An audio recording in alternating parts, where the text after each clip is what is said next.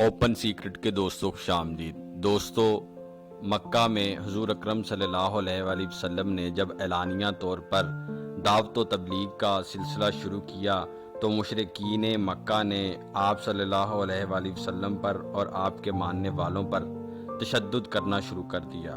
مشرکین کا تشدد دن بہ دن بڑھتا ہی گیا۔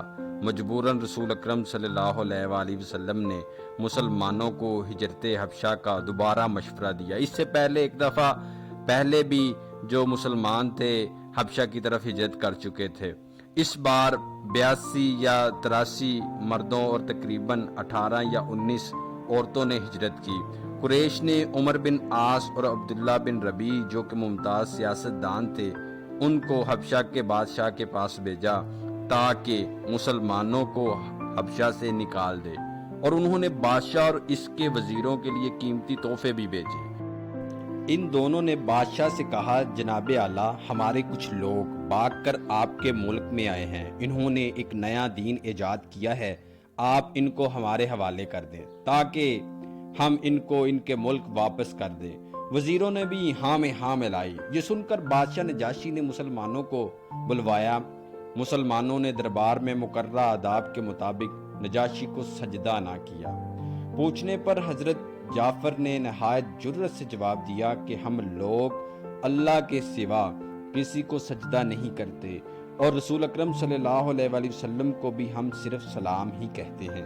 اس کے بعد حضرت جعفر رضی اللہ عنہ نے نجاشی سے مکہ کے وفد کو کچھ سوالات کرنے کی اجازت چاہی۔ اجازت ملنے پر حضرت جعفر نے یوں مکالمہ کیا۔ حضرت جعفر فرماتے ہیں، کیا ہم ایسے غلام ہیں جو اپنے آقا سے بھاگ کر آئے ہیں؟ اگر ایسا ہے تو ہمیں واپس کیا جائے۔ عمر بن عاص اب آگے سے کیا کہتا ہے؟ نہیں، یہ کسی کے غلام نہیں، آزاد شریف لوگ ہیں۔ پھر حضرت جعفر فرماتے ہیں، کیا ہم کسی کو ناحق قتل کر کے آئے ہیں؟ اگر ایسا ہے تو ہمیں مقتول کے اولیاء کے حوالے کر دیں۔ عمر بن عاص جو قریش کی طرف سے تھا، نہیں، انہوں نے خون کا ایک قطرہ بھی نہیں بہایا۔ حضرت جعفر فرماتے ہیں، کیا ہم کسی کا مال چھین کر بھاگے ہیں؟ اگر ایسا ہے تو ہم مال کی ادائیگی کے لیے تیار ہیں۔ اب عمر بن عاص کہتا ہے، نہیں، ان کے ذمے کسی کا کچھ بھی نہیں۔ اس طرح مسلمانوں کی اخلاقی پوزیشن واضح ہو جانے کے بعد حضرت جعفر نے یہ تقریر کی، اے بادشاہ، ہم لوگ ایک جاہل قوم تھے، بت پرستی کرتے تھے، مردار کھاتے تھے، بدکاریاں کرتے تھے، رشتہ داروں سے تعلق توڑتے تھے، ہمسایوں پر ظلم کرتے تھے، طاقتور کمزور کو ستاتے تھے۔ اسی دوران اللہ نے ہم ہی میں سے ایک رسول بھیجا، اس کی شرافت، سچائی، دیانتداری اور پاک دامنی سے ہم پہلے ہی آگاہ تھے۔ اس نے ہمیں ایک اللہ کی طرف بلایا اور صرف ایک اللہ کی عبادت کی دعوت دی اور بت پرستی کو ترک کرنے کا حکم دیا۔ اس نے ہمیں سچ بولنے، امانت ادا کرنے، رشتہ داروں پڑوسیوں سے اچھا سلوک کرنے کی تلقین کی، اور اس نے ہمیں جھوٹ بولنے، یتیم کا مال کھانے اور پاک دامن عورتوں پر جھوٹی تہمت لگانے سے منع کیا۔ اس نے ہمیں نماز، روزہ اور زکوٰۃ ادا کرنے کا حکم دیا۔ جب ہم نے ان احکامات پر عمل کیا تو ہماری قوم ہم سے بگڑ گئی اور ہم پر بے انتہا ظلم و ستم کرنے لگی۔ ہم اپنی جان اور ایمان کو بچا کر آپ کے ملک میں آئے ہیں۔ اگر ہماری قوم ہمیں وطن میں رہنے دیتی تو ہم کبھی نہ نکلتے۔ ہمیں یہ امید ہے کہ آپ کے پاس ہم پر ظلم نہیں کیا جائے گا۔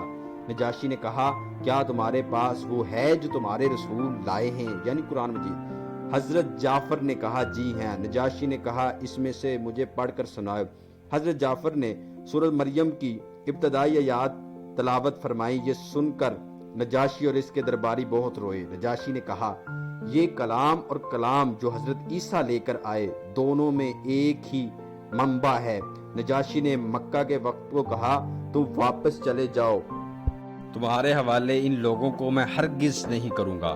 عمر بن عاص بہت زیرک سیاست دان تھا۔ اس نے اگلے روز نجاشی سے کہا، یہ لوگ عیسیٰ بن مریم علیہ السلام کے بارے میں بہت خراب عقیدہ رکھتے ہیں۔ نجاشی نے پھر مسلمانوں کو بلایا تو حضرت جعفر نے فرمایا، ہمارے رسول اکرم صلی اللہ علیہ وسلم نے فرمایا کہ حضرت عیسیٰ علیہ السلام خدا کے بندے اور رسول ہیں، اللہ کی روح اور اس کا کلمہ ہے۔ اس پر نجاشی نے زمین سے ایک تنکا اٹھایا اور بولا، اللہ کی قسم، جو تم نے کہا حضرت عیسیٰ اس سے اس تنکے کے برابر بھی بڑھ کر نہ تھے۔ اس کے بعد دوستو نجاشی نے مسلمانوں سے کہا تم یہاں پورے امن و امان سے رہو، اور مکہ کے وفد کے تحائف واپس کر دیے اور وہ وہاں سے شکست خوردہ ہو کر لوٹے۔